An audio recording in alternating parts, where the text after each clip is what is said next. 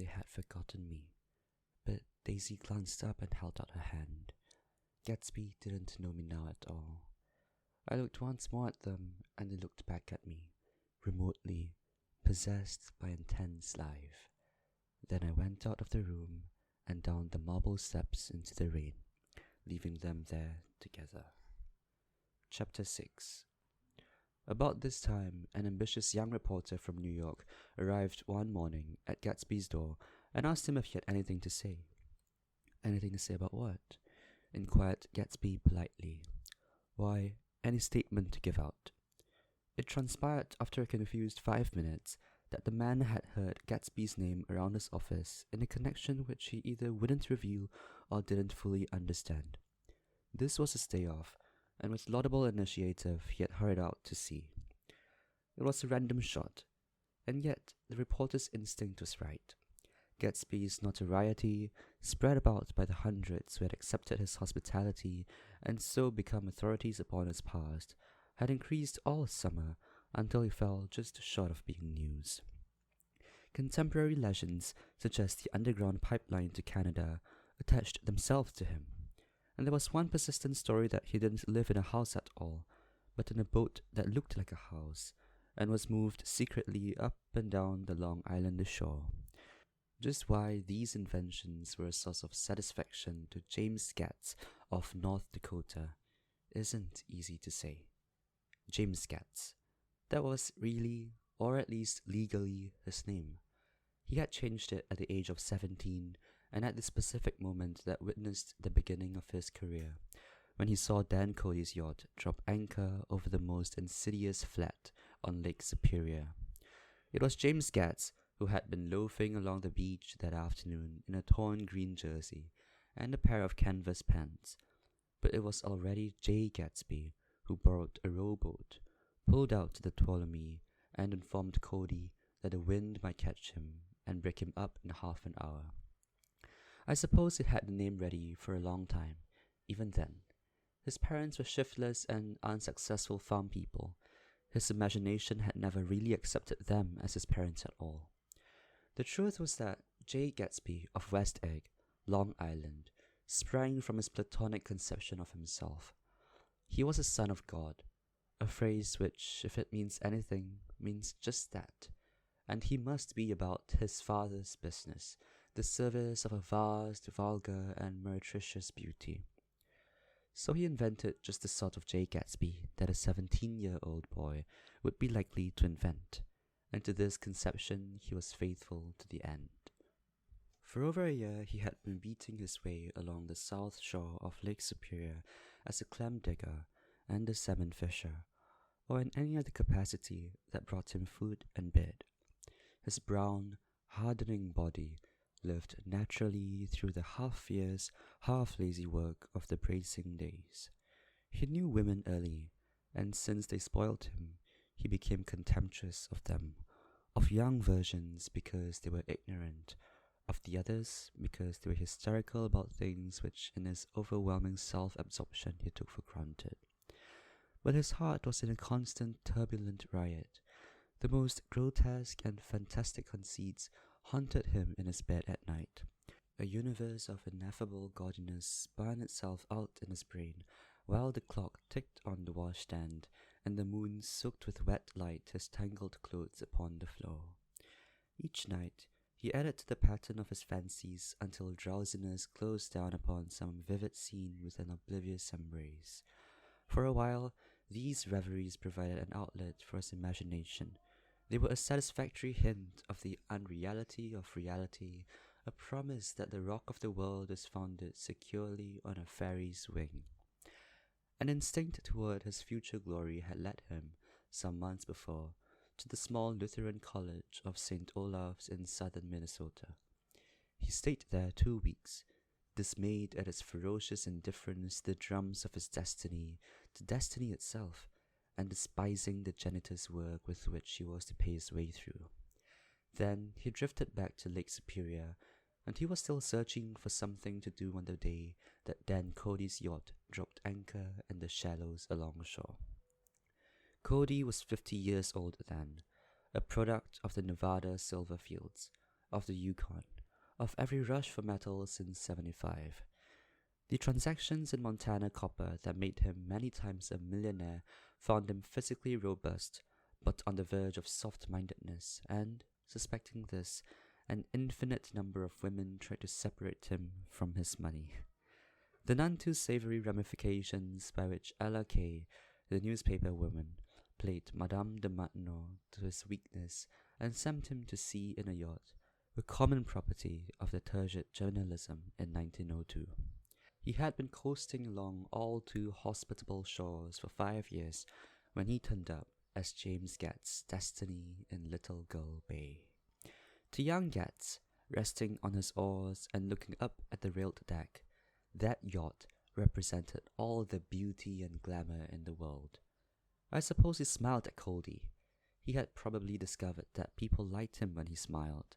At any rate, Cody asked him a few questions. One of them elicited the brand new name, and found that he was quick and extravagantly ambitious. A few days later, he took him to Duluth and bought him a blue coat, 6 pairs of white duck trousers, and a yachting cap. And when the Ptolemy left for the West Indies and the Barbary Coast, Gatsby left too. He was employed in a vague personal capacity. While he remained with Cody, he was in turn steward, maid, skipper, secretary, and even jailer, for Dan Cody sober knew what lavish doings Dan Cody drunk might soon be about, and he provided for such contingencies by reposing more and more trust in Gatsby. The arrangement lasted 5 years, during which the boat went 3 times around the continent. It might have lasted indefinitely except for the fact that Ella Kay came on board one night in Boston, and a week later, Dan Cody inhospitably died. I remember the portrait of him up in Gatsby's bedroom, a grey, florid man with a hard, empty face, the pioneer debauchee, who, during one phase of American life, brought back to the eastern seaboard the savage violence of the frontier brothel and saloon. It was indirectly due to Cody that Gatsby drank so little. Sometimes in the course of gay parties, women used to rub champagne into his hair. For himself, he formed the habit of letting liquor alone. And it was from Cody that he inherited money, a legacy of $25,000. He didn't get it. He never understood the legal device that was used against him, but what remained of the millions went intact to Ella Kay. He was left with a singularly appropriate education. The vague contour of J. Gatsby had filled out the substantiality of a man. He told me all this very much later, but I've put it down here with the idea of exploding those first wild rumors about his antecedents, which weren't even faintly true. Moreover, he told it to me at a time of confusion, when I had reached the point of believing everything and nothing about him. So I take advantage of this short halt, while Gatsby, so to speak, caught his breath, to clear this set of misconceptions away. It was a halt, too, in my association with his affairs. For several weeks I didn't see him or hear his voice on the phone. Mostly I was in New York, trotting around with Jordan and trying to ingratiate myself with a senile aunt. But finally I went over to his house one Sunday afternoon. I hadn't been there 2 minutes when somebody brought Tom Buchanan in for a drink. I was startled, naturally, but the really surprising thing was that it hadn't happened before. They were a party of 3 on horseback, Tom and a man named Sloane, and a pretty woman in a brown riding habit, who had been there previously. "I'm delighted to see you," said Gatsby, standing on his porch. "I'm delighted that you dropped in." As though they cared. "Sit right down, have a cigarette or a cigar." He walked around the room quickly, ringing bells. "I'll have something to drink for you in just a minute."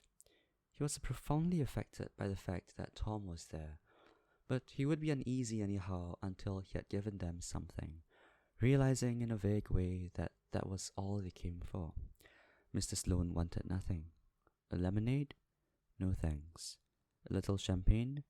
Nothing at all. Thanks. I'm sorry. Did you have a nice ride? Very good roads around here. I suppose the automobiles, yeah. Moved by an irresistible impulse, Gatsby turned to Tom, who had accepted the introduction as a stranger. I believe we've met somewhere before, Mr. Buchanan. Oh, yes, said Tom, gruffly polite, but obviously not remembering. So we did. I remember very well. About 2 weeks ago. That's right. You're with Nick here. I know your wife, continued Gatsby, almost aggressively. That's so? Tom turned to me. You live near here, Nick? Next door. That's so. Mr. Sloane didn't enter into the conversation, but lounged back haughtily in his chair. The woman said nothing either, until unexpectedly, after 2 highballs, she became cordial.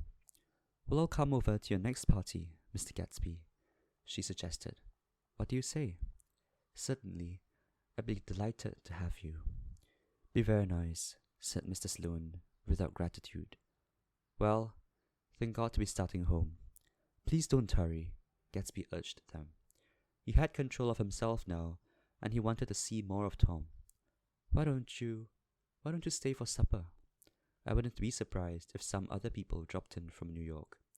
You come to supper with me, said the lady enthusiastically. Both of you. This included me. Mr. Sloane got to his feet. Come along, he said, but to her only. I mean it, she insisted. I'd love to have you. Lots of room. Gatsby looked at me questioningly. He wanted to go, and he didn't see that Mr. Sloane had determined he shouldn't. I'm afraid I won't be able to, I said. Well, you come, she urged, concentrating on Gatsby. Mr. Sloane murmured something close to her ear. We won't be late if we start now, she insisted aloud. I haven't got a horse, said Gatsby. I used to ride in the army, but I've never bought a horse. I'll have to follow you in my car. Excuse me for just a minute. The rest of us walked out on the porch, where Sloane and the lady began an impassioned conversation aside. My God, I believe the man's coming, said Tom. Doesn't he know she doesn't want him? She says she does want him. She has a big dinner party, and he won't know a soul there. He frowned. I wonder where in the devil he met Daisy. By God, I may be old-fashioned in my ideas, but women run around too much these days to suit me. They meet all kinds of crazy fish. Suddenly, Mr. Sloane and the lady walked down the steps and mounted their horses. Come on, said Mr. Sloane to Tom. We're late. We've got to go. And then to me, tell him we couldn't wait, will you? Tom and I shook hands. The rest of us exchanged a cool nod, and they trotted quickly down the drive, disappearing under the August foliage, just as Gatsby, with hat and light overcoat in hand, came out the front door. Tom was evidently perturbed at Daisy's running around alone, for on the following Saturday night he came with her to Gatsby's party. Perhaps his presence gave the evening its peculiar quality of oppressiveness. It stands out in my memory from Gatsby's other parties that summer. There were the same people, or at least the same sort of people, the same profusion of champagne, the same many-colored, many-keyed commotion, but I felt an unpleasantness in the air, a pervading hushness that hadn't been there before. Or perhaps I had merely grown used to it, grown to accept West Egg as a world complete in itself, with its own standards and its own great figures, second to nothing, because it had no consciousness of being so. And now I was looking at it again, through Daisy's eyes. It is invariably saddening to look through new eyes at things upon which you have expended your own powers of adjustment. They arrived at twilight, and, as we strolled out among the sparkling hundreds, Daisy's voice was playing murmurous tricks in her throat. These things excite me so, she whispered. If you want to kiss me any time during the evening, Nick, just let me know, and I'll be glad to arrange it for you. Just mention my name. I'll present a green card. I'm giving out green. Look around, suggested Gatsby. I'm looking around. I'm having a marvelous... You must see the faces of many people you've heard about. Tom's arrogant eyes roamed the crowd. We don't go around very much, he said. In fact, I was just thinking I don't know a soul here. Perhaps you know that lady. Gatsby indicated a gorgeous, scarcely human orchid of a woman who sat in state under a white plum tree. Tom and Daisy stared, with that peculiarly unreal feeling that accompanies the recognition of a hitherto ghostly celebrity of the movies.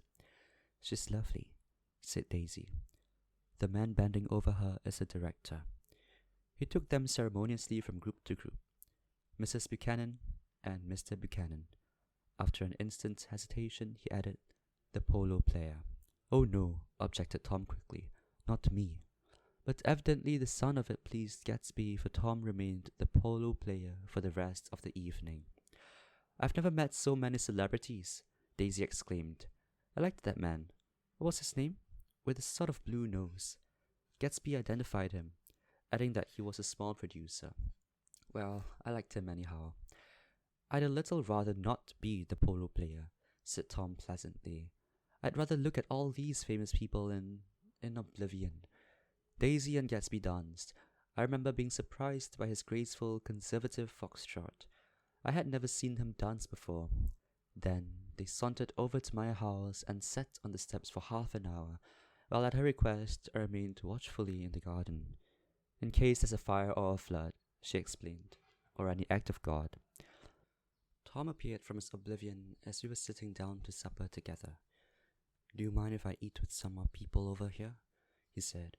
"A fellow's getting off some funny stuff." "Go ahead," answered Daisy genially. "And if you want to take down any addresses, here's my little gold pencil."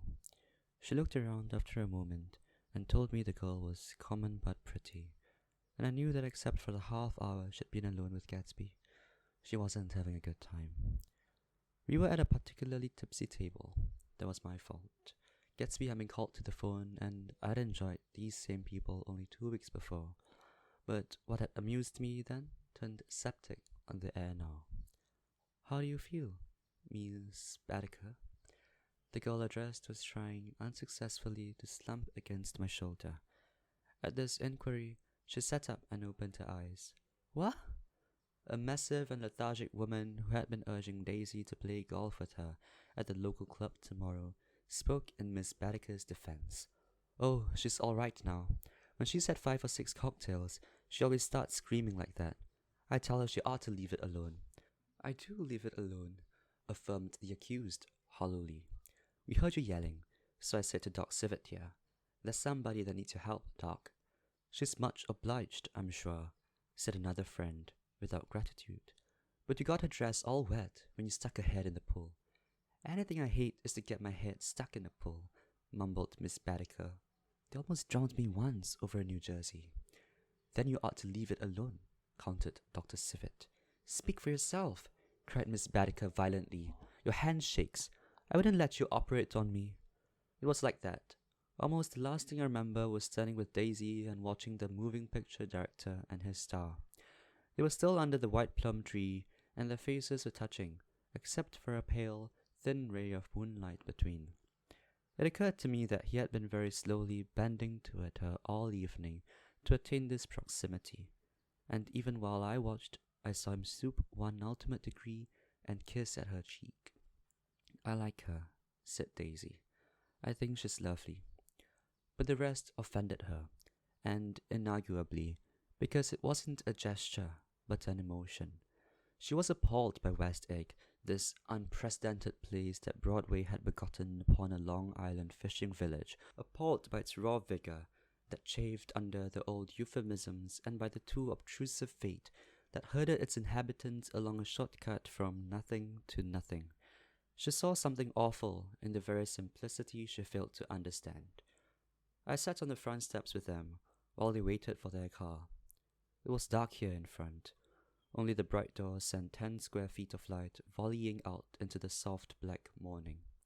Sometimes a shadow moved against a dressing room blind above, gave way to another shadow, an indefinite procession of shadows, who rouged and powdered in an invisible glass. "Who is this Gatsby anyhow?" demanded Tom suddenly. "Some big bootlegger?" "Where'd you hear that?" I inquired. "I didn't hear it. I imagined it. A lot of these newly rich people are just big bootleggers, you know." "Not Gatsby," I said shortly. He was silent for a moment. The pebbles of the drive crunched under his feet.